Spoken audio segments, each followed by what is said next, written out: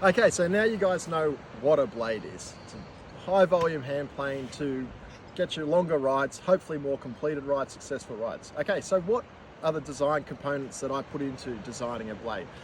Very basically speaking, well, the high volume, the larger surface area, just to really help push you out of the water. You'll see that we've got just 50-50 rails going down the side. They are curved.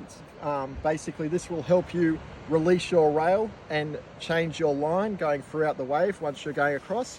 We have the textured grooves on the surface. They really just help with a bit of your grip. Not too much so in terms of performance, but it's really helping you hang on and get a bit better, well, basically contact with the board.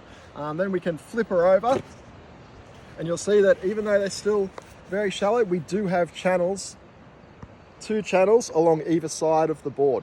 So basically these channels, what they're made to do, they're just like little fins essentially. So once you're in the wave and you're pushing down that rail and you're cutting in, that there is holding your line in the wave. So that works like a little fin to really help you start driving across. And then with the rounded rails and the extra volume shape, if you want to release that rail, all it takes is a simple transfer of weight to then release that rail and extend your ride.